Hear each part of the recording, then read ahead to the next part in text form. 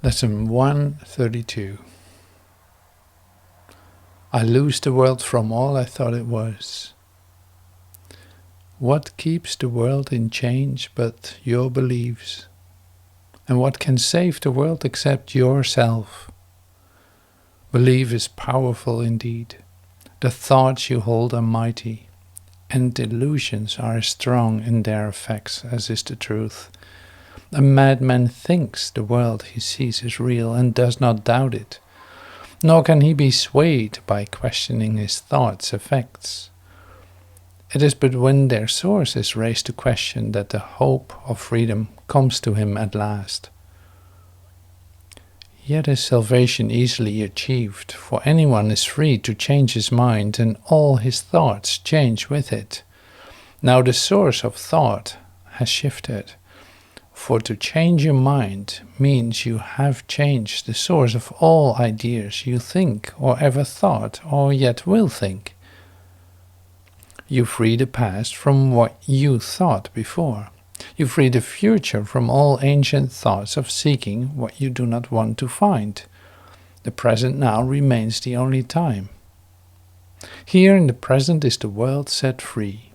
For as you let the past be lifted, and release the future from your ancient fears, you find escape and give it to the world. You have enslaved the world with all your fears, with doubts and miseries, your pain and tears, and all your sorrows press upon it, and keep it a prisoner to your beliefs. Death strikes it everywhere, because you hold the bitter thought of death within your mind. The world is nothing in itself.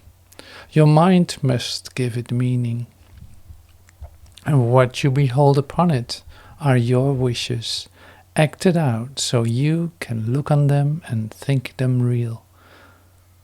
Perhaps you think you did not make the world, but came unwillingly to what was made already, hardly waiting for your thoughts to give it meaning. Yet in truth you found exactly what you looked for when you came. There is no world apart from what you wish, and herein lies your ultimate release. Change your mind about what you want to see, and all the world must change accordingly. Ideas leave not their source. This central theme is often stated in the text and must be borne in mind if you would understand the lesson for today. It is not pride that tells you that you made the world you see, and that it changes as you change your mind. But it is pride that argues you have come into a world quite separate from yourself, impervious to what you think and quite apart from what you chance to think it is. There is no world. This is the central thought the Course attempts to teach. Not everyone is ready to accept it, and each one must go as far as he can let himself be led along the road to truth. He will return and go still further, or perhaps step back a while and then return again, but healing is the gift of those who are prepared to learn there is no world and can accept the lesson now. Their readiness will bring the lesson to them in some form which they can understand and recognize. Some see it suddenly on the point of death and rise to teach it. Others find it in experience that is not of this world, which shows them that the world does not exist because what they behold must be the truth, and yet it clearly contradicts the world. And some will find it in this course and in the exercises that we do today. Today's idea is true because the world does not exist. And if it is indeed your own imagining, then you can lose it from all things you ever thought it was, by merely changing all the thoughts that gave it these appearances. The sick are healed as you let go all thoughts of sickness, and the dead arise when you let thoughts of life replace all thoughts you ever held of death.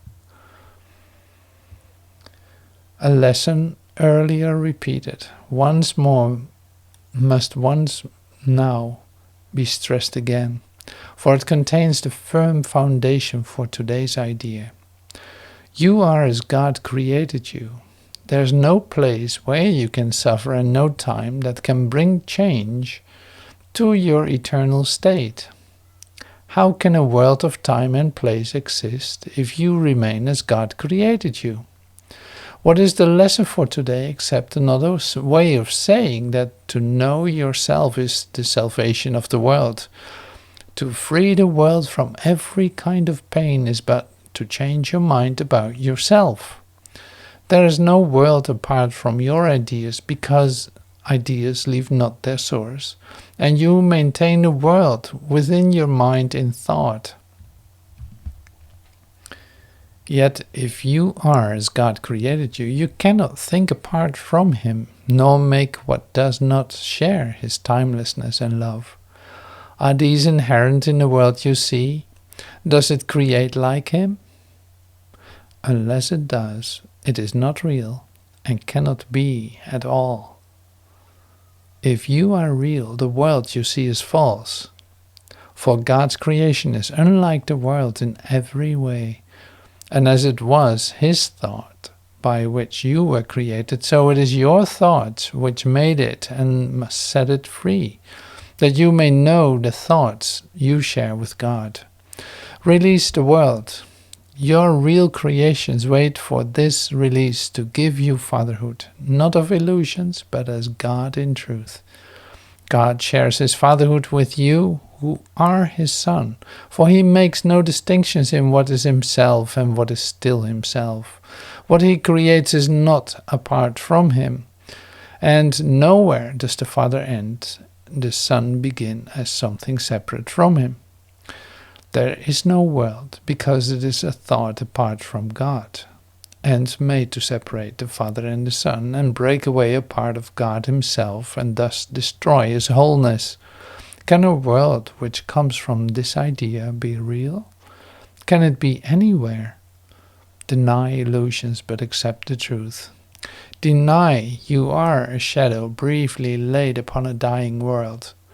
Release your mind, and you will look upon a world released. Today our purpose is to free the world from all the idle thoughts we ever held about it, and about all living things we see upon it. They cannot be there, no more than we. For we are in the home our Father set for us along with them, and we who are as he created us would lose the world this day from every one of our illusions, that we may be free. Begin the 15-minute periods in which we practice twice today this. I, who remain as God created me, would lose the world from all I thought it was. For I am real because the world is not, and I would know my own reality. Then merely rest, alert but with no strain, and let your mind in quietness be changed, so that the world is freed along with you. You need not realize that healing comes to many brothers far across the world, as well as to the ones you see nearby, as you send out these thoughts to bless the world. But you will send your own release, although you may not fully understand as yet that you could never be released alone.